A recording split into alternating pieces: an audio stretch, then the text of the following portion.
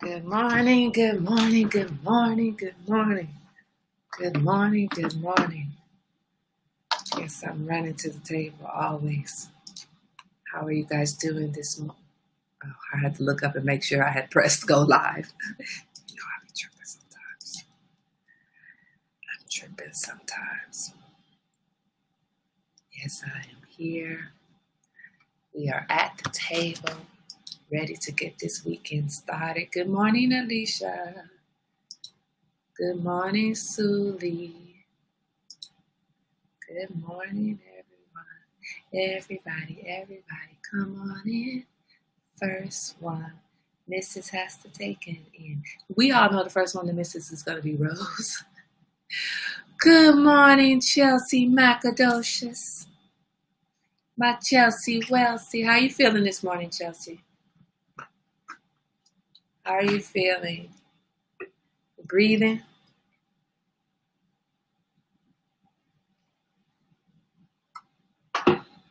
You breathing? Get my water. I feel this jug up, this thing up now. I just got this. It's actually the boys. I fill it up and try to get all of my water in because I stopped buying those dang water bottles.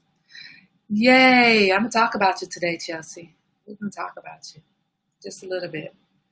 So while we wait for everybody to come on in, I'm going to tell the Chelsea story. Is that okay, Chelsea? It's important for people to hear. Good morning, Steve. Yeah, I'm feeling like I need to keep my hoodie on today. I am. I think it's important for people to hear your story, Chelsea. So can you approve me telling it real quick? Okay, thank you. So Chelsea Welsie, that's my affectionate name for my lovely daughter, Chelsea Welsie. I love that girl. And she is a Chelsea Welsie. She used to be Girly when she was a young baby. I used to call her Girly, and then we just eventually became Chelsea Welsie. Anyway, so she hasn't been feeling good the last couple of weeks. I would say 2 weeks, and she called me and she's like, "Mom, my asthma is back." Now Chelsea hasn't suffered from asthma really since she was maybe about 6 or 7 years old. Now she's always, because she was a runner, when she would do distance running or something, her asthma may flare up.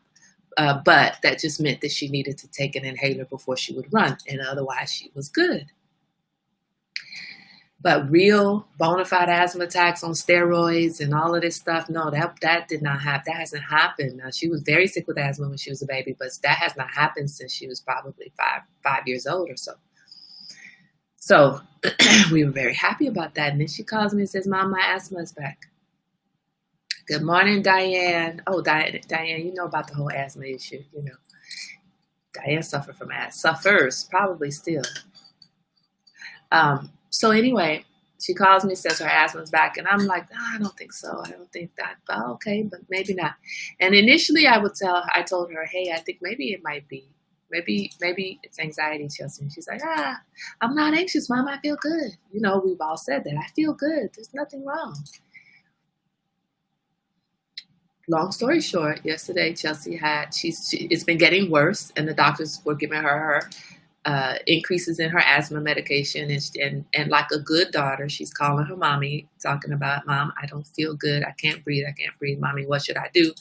So of course, like a good daughter, she's listening to her mother, and so she calls the doctor. Blah blah blah. So yesterday she calls me. She was on her way home from what she thought was a COVID-19 test, but she had gotten the days wrong.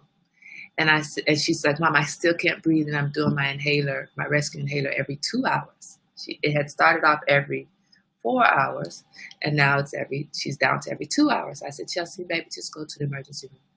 Excuse me, Mom? And she's like, "Mom, but it's not an emergency." Mom, this is actually serious. Hold on a second. Yes. Maybe she has the flu. No, babe, just listen to the story.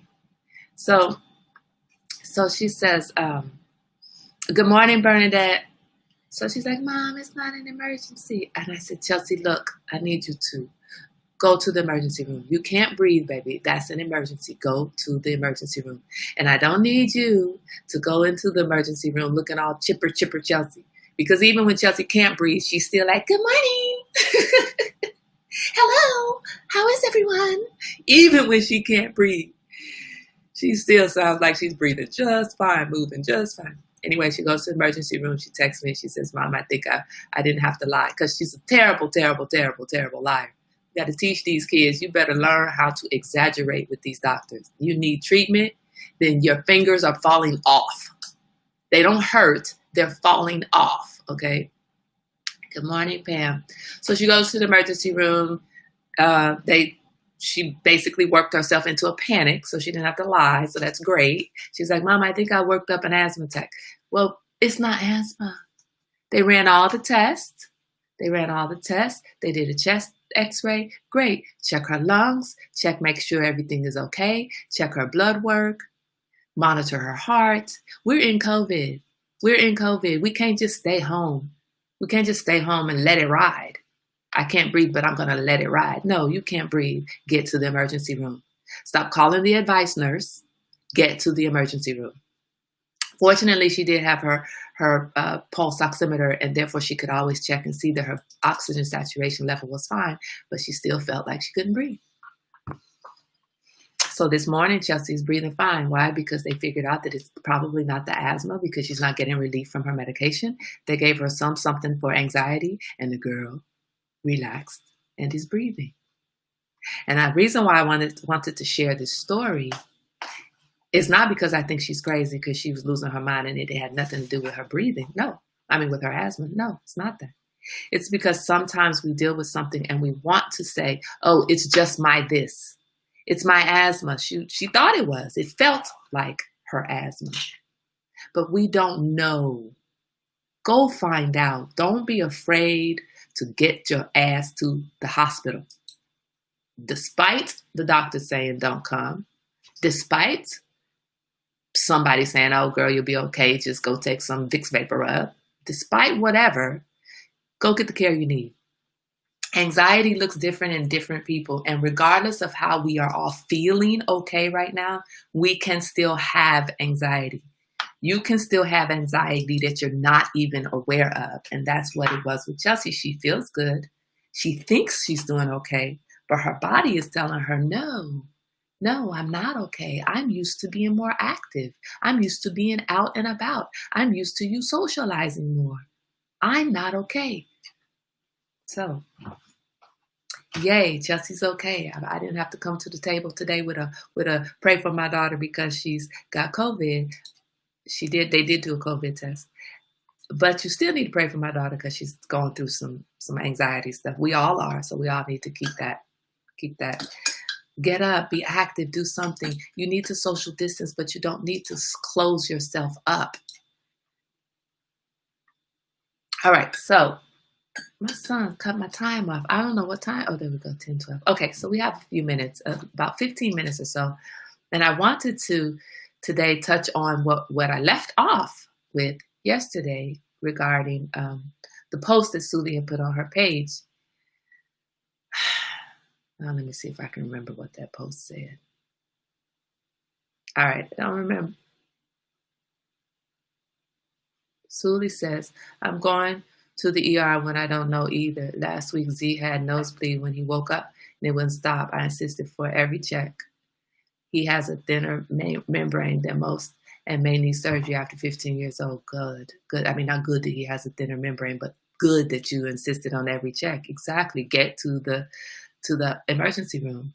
Yeah, by the time I got to the ER and the security person came to ask me what I needed, I couldn't answer. And the nurse saw me struggling to breathe and came up and put me in a wheelchair.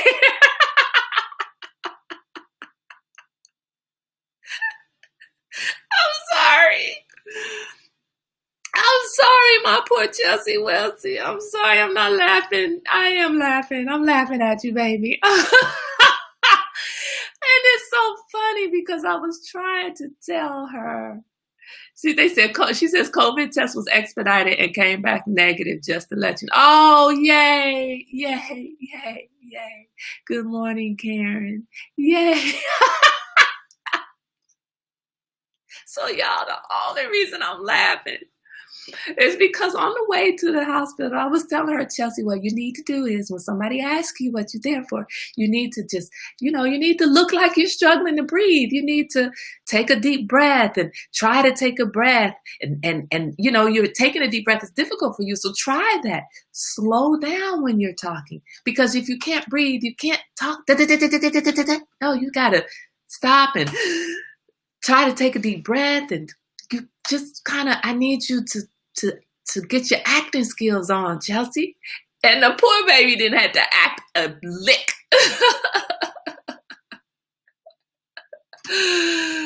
That is so funny. That poor baby was in there like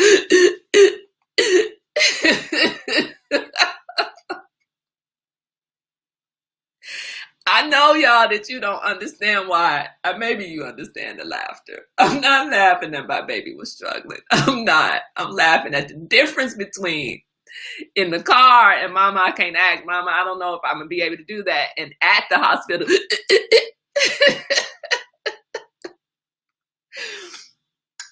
I think right then and there, Chelsea, you should have known that it was panic and that it was...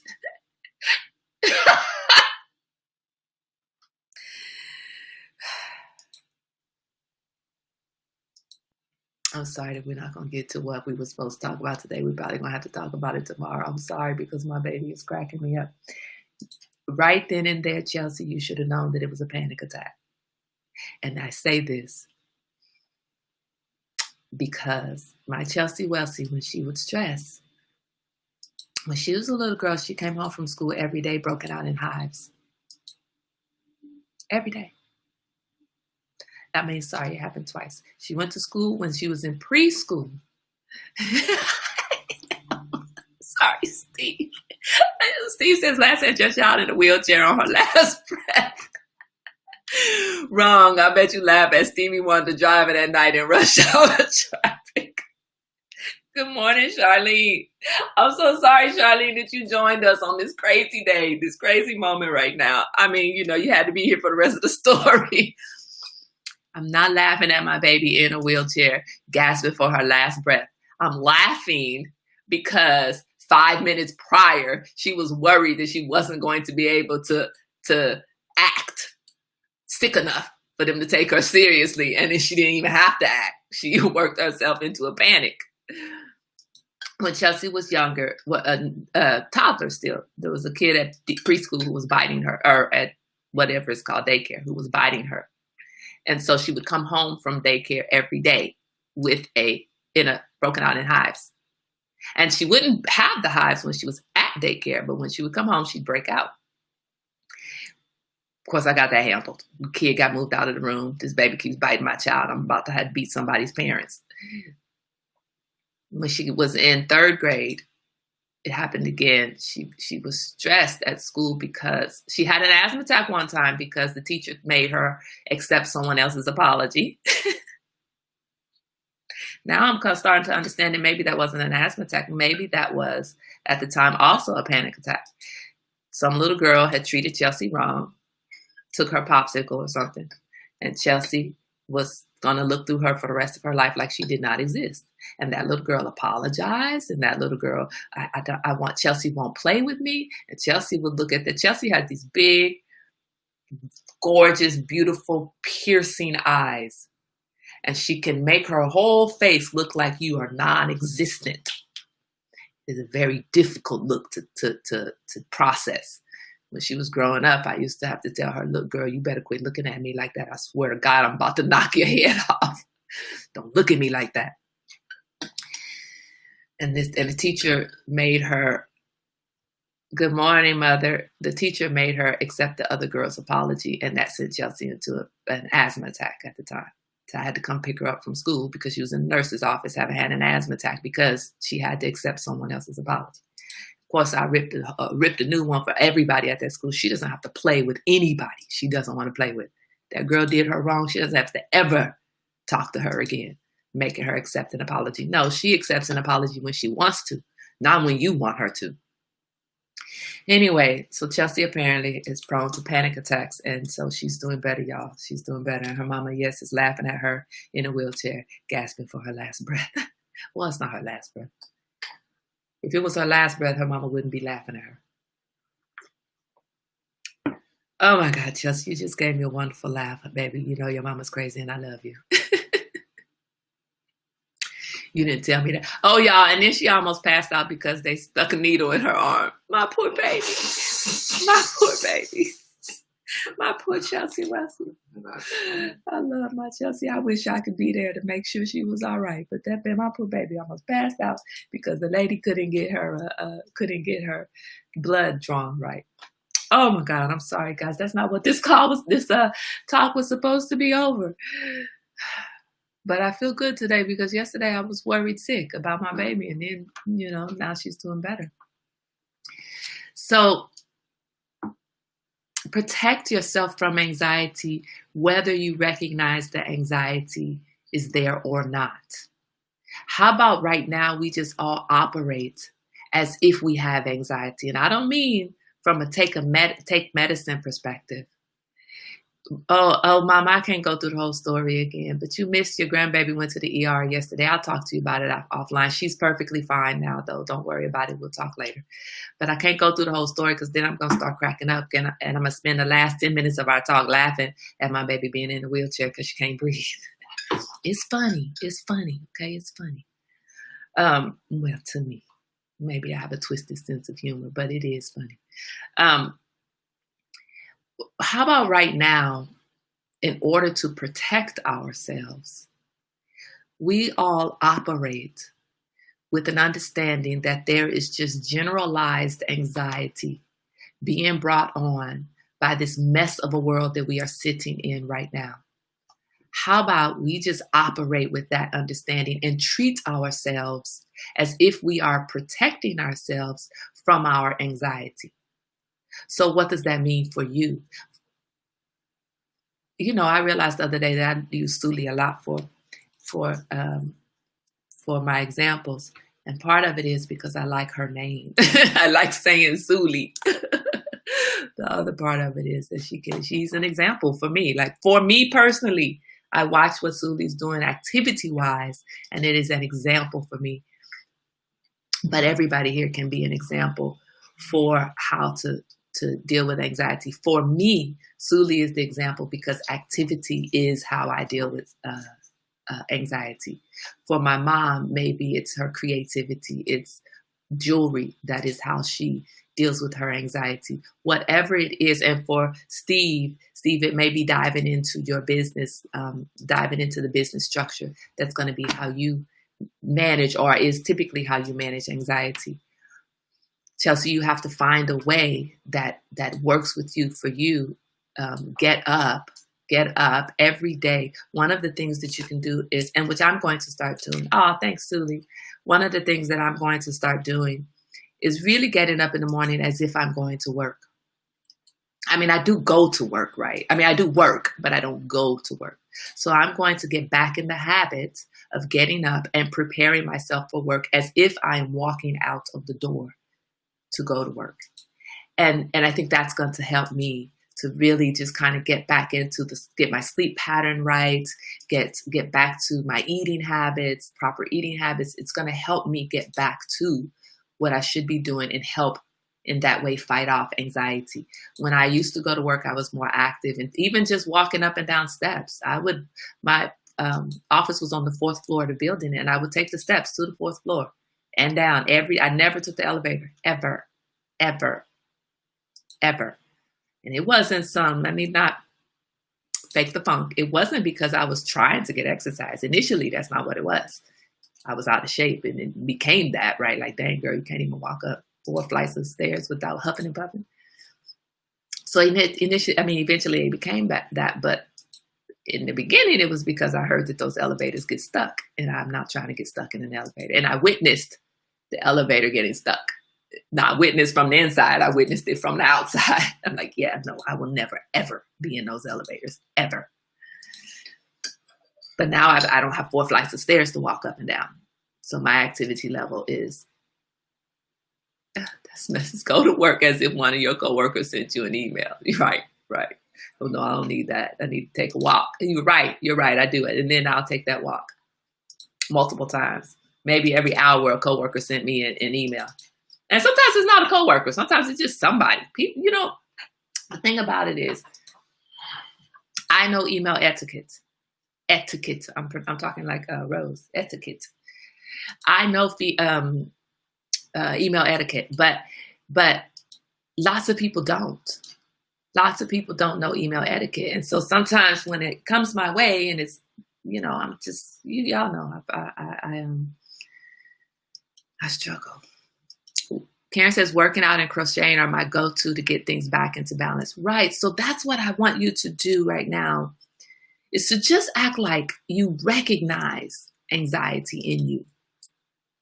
Whether you ever had anxiety, whether you ever suffered from anxiety or not is irrelevant.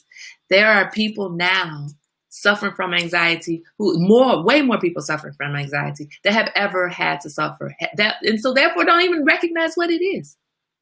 Don't even recognize the signs of anxiety in their own body because they've never had this, they've never dealt with it. Or maybe they have dealt with it in the past, but not on such a grand scale, and therefore didn't recognize it as anxiety. My poor baby has suffered from anxiety, likely, or prone to panic attacks her whole life. And what a panic attack represents for her isn't, she would come home and in her relaxation, her offloading of the day, pop out in hives. She didn't have a full body rash at school. And in the morning, by the time it was time to go to school, she didn't have a full body rash. That rash would pop up when she got home. Sully says anxiety has deeper roots. We should explore those, right? We need to have one of our mental health professionals back at the table. I'm going to reach out to them. We need to explore anxiety more. The hoodie is a good look on you. God, may the force be with you. Thanks, Steve. I didn't mess with my hair properly today, so my afro is a little bit off. So I was like, okay, just cover it up. I can't do the head wraps because Chelsea and I have decided the head wraps don't work on me. They don't. We've tried, right, Chelsea? We've tried multiple ways of wrapping. It does not work. So it's a hoodie for me. And her having it from young age over the years build on each experience. Yes, we need to talk about it. I think we need to go deeper into anxiety, especially for my Chelsea Welsie, so she can better understand. How to manage and how to prevent the panic attacks. I've had a panic attack, and you do think you're dying. I think I said you needed a thicker wrap. Yeah, maybe. I don't know, but we tried with what I had. It didn't work, huh, baby? It did not work. Chelsea was like, Mom, you can wrap it? You can wrap it? I was like, all right, fine. Let me show you on FaceTime. And then as soon as I'm on FaceTime, she's like, no, take that off. Don't go outside looking like that. Right now, let's all operate. And what to when you're bam smack in it? Yes. How do you handle it? There was a day, maybe last week, that I finally recognized my anxiety turned into psoriasis. I would get so stressed at work and have an episode. You know what?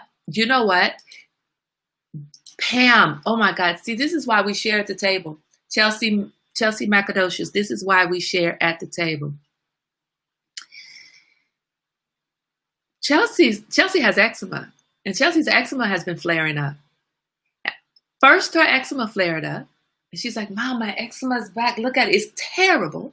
And then after the eczema flares up, here comes the breathing part. And I'm like, well, those are kind of connected. It would make sense. But now, Pam, you're saying that the anxiety turned into psoriasis. Chelsea, maybe your eczema flare-up is more closely related to your anxiety than to asthma or allergy or anything else. See, this is why we share at this table. This is why we share. We don't keep everything private. How do we help each other when we don't share? How do we teach our kids to handle anxiety? And how do we tell that they are going through an episode? Do we think they're just acting out, but it's really anxiety? You know what? I want to say that with that I recognize it, and I personally recognize it in my kids. No, not the middle one. I'm sorry, not the oldest one. I did not. I don't think I recognize it in the oldest one. But in the youngest, the younger two, I absolutely recognize it. And you're right. You're right. There are some people who have questioned. Some people, I'm looking at you, Mama. There's some people who have questioned um, the representation of anxiety in the younger one, and whether it's just acting out or disrespect, or like it's not at all, because you would not accept my punishment on purpose. It's our responsibility as parents to work through our anxiety so our kids learn to heal also. Exactly. That's so true. When Pam said, yes, when I would stress, it would flare. Learning to breathe and tell myself to calm the heck down, it would be okay. So Chelsea, I want you to, first of all, I want you to reach out to your Kaiser therapy, psychology department, and ask for some therapy, to talk to a therapist, because that will help you. Karen says, my anxiety is in the red right now because my life is far from normal. Tired of smiling to keep everyone happy, but if I don't, everything will turn to poop.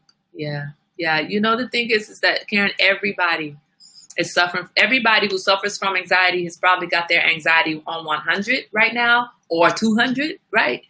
And people who haven't suffered from anxiety in the past are suffering now, because this is just we're in a pandemic. How many of us have lived through a pandemic and all of the repercussions of a pandemic, all of the consequences and circumstances around dealing with a pandemic? I've never done it. You've never done it.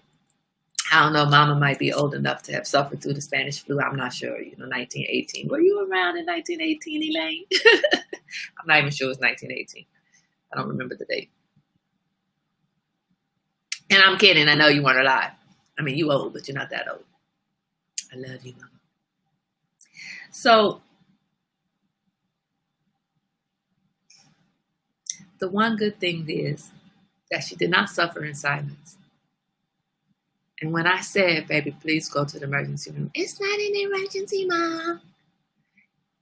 Go to the emergency room. It's not an emergency, though. What do I say?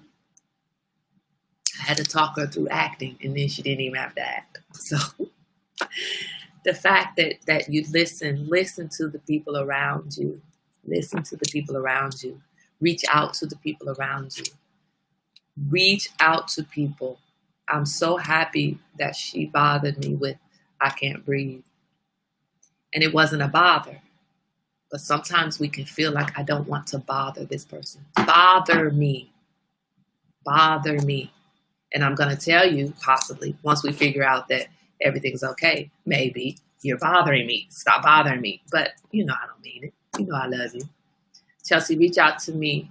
Pam. Chelsea, reach out to me. I work at Kaiser. And if you are in Oakland, I can tell you who may work for you. Also, for exams, go to dermatologists. There are meds you can take to reduce the flare-ups. Chelsea, reach out to Pam. Chelsea is not in Oakland, but Chelsea needs to go to Oakland. Trust me that when I was in California, I really got tired of going to the doctors who don't look like me, or who haven't dealt with enough people who look like me in a positive way, that I would make appointments to go over. And I started looking for doctors in Oakland. I wanted to go over to Oakland. So Chelsea, and yesterday when Chelsea, I know, Karen, you going to get it, girl, talking about, are you sure she's not that old? See, Karen, you can't be at the table with me, both of us. It's not good. It's not good. Yesterday, I wanted so bad to send her over to Oakland, Pam. So thank you. Chelsea, please go on to the... oh, no, Chelsea, that's because you're on YouTube. Chelsea, you're on YouTube, but go onto the Facebook page and reach out to Pam. Pam is on our Facebook page, in the group page. So reach out to Pam from the group page. And if you can't connect with her, y'all can befriend each other, and then you can connect. Okay, so Chelsea, reach out to Pam. You have to know, knowing somebody who works in the medical field and the medical offices, and you got that's so that's so good. Thank you, Pam. Thank you, Pam. Having that resources is fantastic. Fantastic. I will say we have been blessed with a great family doc for 10 years here in Sonoma that I'm thankful for. Oh, that's fantastic. That's fantastic. In Marin County, I was very, very, very happy with the doctor at Kaiser doctor that I had for ATN. Very happy with him. And he is actually the only reason I stayed with Kaiser. I could have gone to a different, to a PPO, but I stayed with Kaiser because I loved ATN's doctor. And I eventually came to be okay with my doctor, but my doctor retired right as I was going through a hard time. He retired, and then it just became all craziness. And then the gynecologists weren't working on my behalf, and I started actually going over to Oakland for gynecology. So Chelsea has a car; she can get over to Oakland, and that's the best thing possible. So please connect, Chelsea. You need to get connected with a therapist. You need to get connected with a really good dermatologist, so you can get yourself taken care of. Anyway, guys, so we will likely tomorrow talk about the post on Sully's page, because I do really want to talk about that. And we don't have a guest for tomorrow, so that's where we'll be. We'll spend our time talking about that tomorrow. And maybe a couple of other things if we have time, and if the road if the river flows that way, right? Thank you so much for being at the table. Elaine is about to give you and Karen acute anxiety. Exactly. We're about to get a virtual beating, but she didn't beat us, right? We about to get a virtual beating. Anyway, thank you guys for being at the table. I feel good. I'm going to get up and take a walk. Once I take another break, I'm going to take my walk so I can try to keep. Oh, I know what I was going to say. I didn't recognize that my breathing issues can be attributed to anxiety as well. I did not recognize that until about 2 weeks ago. About 2 weeks ago, I was sitting at my computer desk or sitting at my desk. And at a certain point, I just started feeling like out of nowhere, I was having difficulty breathing, getting the full breath, and feeling nervous, and just, I can't even describe it, but it was just a very odd feeling to just come out of nowhere, right? I was just sitting here working, and all of a sudden, and I started feeling like I was in a bit of a panic, but there was no reason for me to be panicking. I was like, okay, you know what? I need to take a walk. And I got up, I put my shoes on, and I went for a walk. And I made it a longer walk than I usually take. And it was in that moment that I recognized that anxiety for me as well can cause me to feel like I can't take a deep breath. My oxygen saturation is fine. The inhalers are not helping me breathe. Maybe I'm having the same kind of issue that my baby was suffering through. It's just anxiety. So given that Chelsea just had this experience yesterday with breathing, because for her it's never been well, she did have the asthma attack that one time, but because of her experience, I can take that with me you're fine, babe. I can take that with me, and when I'm talking to my doctor, I have a more informed way of talking to my doctor. And unlike Chelsea, I don't have a problem exaggerating because I need to get the help I need. And they're just marking off boxes. Well, I'm going to need you to mark every single box so that I can get the help that I need. And then I'm also switching from Kaiser to a PPO so that I don't have to keep on marking off boxes. Let me just go get what I want. Anyway, so I feel really good. My baby's doing better today. She's breathing today. I'm glad she joined us here at the table and gave me permission to share her full story with you, sharing her full story with you guys. And Pam happening to be on the feed today because Pam isn't here every day. But look at this. Pam is here today. I was just thinking yesterday about how I would really love for Chelsea to get to Kaiser in Oakland. I love my tea time table. I love y'all at the table. I need you to continue to be safe. I need you to wash your hands, to socially distance. I'm sorry. Let me back up. I need you to wash your hands. I need you to physically distance. Physically distance, but not socially. Physically distance. Eat right, sleep right, and wear your mask. Eat right, sleep right, wear your mask, wash your hands, keep your distance. 5 things. I was going to say it, Suli, but I didn't. Synchronicities, I was going to say it. I was thinking it, and I didn't say it because I'm like, quit using Suli's word. Quit using her word. But really, right? Pam shows up today. Chelsea's here at the table today. Chelsea doesn't ever join us this early in the morning. Look at this. Connect, please. Connect. You guys will connect, I'm sure. I love this table. I love you guys at the table. I love the way that we share with each other. And I love how genuine we are with each other. And this is what I really feel. And if you are not genuine at my table, get your ass up from the table, walk away, don't ever come back. And I'm not talking to anybody at this table right now because I know. Good morning, Darlene. I know that everybody at this table sitting with us right now, right around this table is as genuine as we need to be at this table. And I love it. I love it. I love it. I love it. It gives me life. Do you understand me? Without you guys, I would be an anxious mess right now. Without you guys laughing with me, keeping me straight, sharing your experiences, allowing me to help keep you straight. Look, we're accountable for each other, right? We're keeping each other straight at this table. And we don't hold our tongue. We call you out. We call you out and love you in the end. That's what I love about this table. Come to this table acting up. We're going to tell you acting up, Steve. And we're going to have a place for you the next day. You acted up yesterday. Now, why are you not here today? Rose's brother, Derringer, got on here joking with his sister using language that we're not really, using at the table on a regular basis. It was a little off, but understanding that he teases his sister like that, that's fine. But he was a new person at the table. We didn't know. He got talked to and came back. This is what we do. This is what we do. This is what we do. This is what we do. I don't have to water my plants this weekend, Suli, because it's been raining here. And I learned, Rose told me I got to watch the weather report. See, in California, it only rained during a certain time, so you have to always water your plants. But out here, I don't have the time. I don't need to water the plants because it's raining. It rains a lot. Well, let me call out. Come to 5. No. Come to 5 a.m. workout, Kai. You missed a great. I know, Pam. I know. And you know what? I'm gonna be honest with you.